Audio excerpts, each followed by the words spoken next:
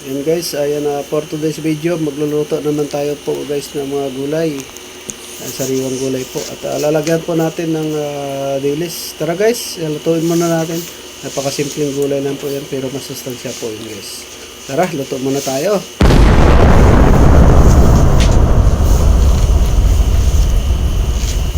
Ayan, ito po guys, may mga gulay po tayo. Ayan, saluyot po.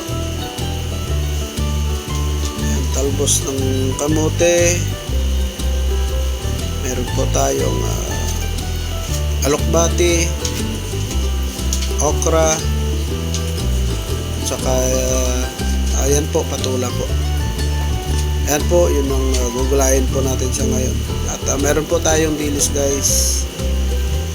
Ayan, yan po lahat guys yung ating lulutuin. Ayan, mga gulay-gulay po muna. Ang una po natin gagawin guys, magsasangag tayo ng dilis. Ayan, yun po yung dilis. Ayan, nagpainit tayo ng kawali, nilagyan po natin ng asin para isasangag po natin yung dilis guys. Ayan po, ayan na, nilagay na po natin yung dilis dahil mainit na po yan yung kawali na meron pong asin. Sasangag po muna natin yan guys para hindi magiging makati o malansa po yung dilis.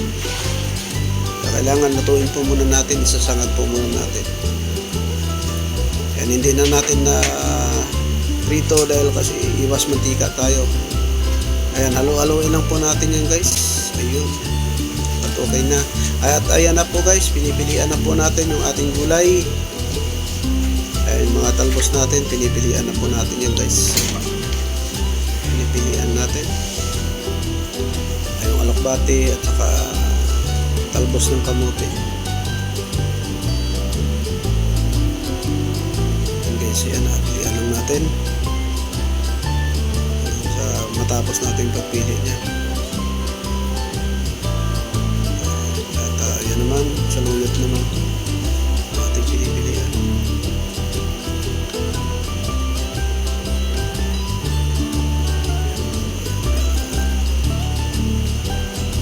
Tapos ngayon, iwain naman natin yung okra guys.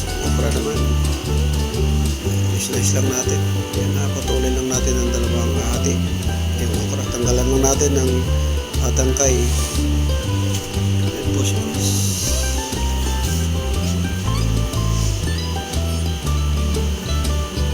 Hati lang po natin sa dalawa yung okra.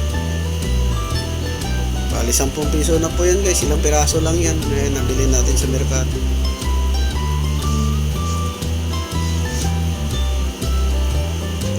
Tipid tayo ngayon, masustansya na yung gulay natin, tipid pa tayo. And tapos patula naman po yung ating babalatan. Ito po, ating babalatan yung patula. Ito po, ayan, binabalatan na natin yung patula. Ayan, gamit natin yung feeder.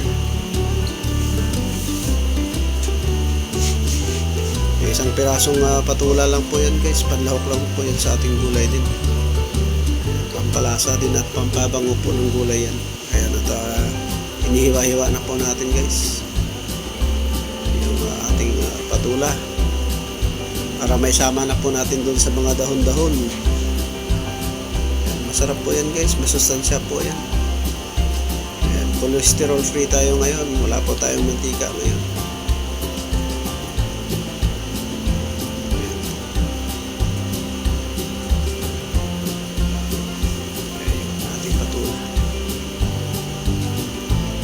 Ayan nga po guys, naugasan na natin pati gulay at saka patula. Ayan, okay na po yan. Ayan na po sila. Pag sama-sama na natin po sa isang lagayan yung ating mga gulay. Ayan po.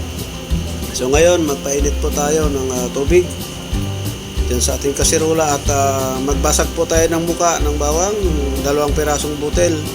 Lalo na po yung ating luya, magiwa din po tayo. Yun lang po guys, kung ako magbulang lang, yan lang po nilalagay ko. Luya lang at saka bawang po. Lalaga lang po natin yan guys, pakuluan lang po natin. Ayan po guys. Tanggalan po siyempre natin ng balat yung bawang natin. Ayan na po. 2 bote lang po yan guys. Ayan, pakukuluan po muna natin para yung lasa ng luya at bawang ay lalabas. At ito na nga po, kumulo na po. Kumulo na po si tubig natin, yung pinakasabaw natin sa gulay.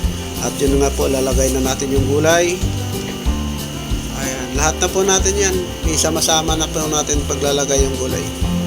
Lahat na po yan dyan. Talbos, ng kamuti, lokbati, ayan na nga. Lahat na. Pati yung patula natin, pati yung okra.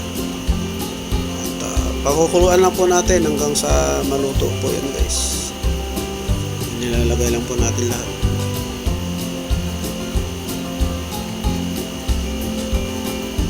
Ayan na po sila guys.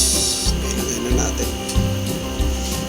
Tapos nilagyan na rin po natin ng dilis sa itaas. Ayan, yung sinangag nating dilis yan guys ha. Sinangag po yung dilis. Sinangag na po yan. Luto na po yan guys. Ayan, nilagay na rin natin para masama dun sa laga. Ayan, ang kunting pampalasa. Ayan, seasoning po. Pinitikan na rin natin. At takpan po natin ng ilang sandali hanggang sa kumulo at maluto po yung gulay. At yan nga po, kumulo na po yung gulay natin. Ayan, at taluin lang po natin para yung dilis po mapahalo doon sa mga gulay natin. Ayan, hindi lang sa taas, kundi sa lahat ng bahagi magkakaroon po ng dilis. Ayan po siya guys. At luto na po yan guys. So ngayon, pitikan po natin ng konting asin para lumasalasa naman. Ayan guys, ayan, pipitikan pa po natin ng asin yan. Ayan na guys, kunting asin lang guys. Dahil kasi yung dilis, medyo may lasa na yon, kaya kailangan kunti lang pong asin. Pero depende pa rin sa inyo yan guys kung gaano karami na asin yung inyong ilalagay. Ayan po. At yan nga, luto na po yung ating gulay.